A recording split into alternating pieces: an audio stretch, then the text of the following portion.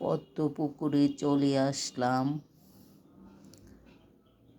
একটু জল ভরার জন্য,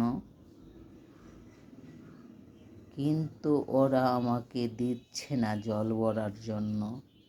ওরা পুকুরটা এভাবে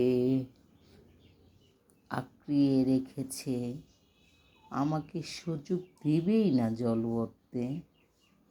কেন? আমার কি অপরাধ?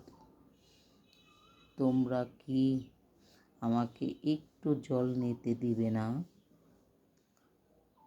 বলো বলো, আমাকে একটু জায়গা দাও, আমি জলটা ভরেই আমি চলে যাব।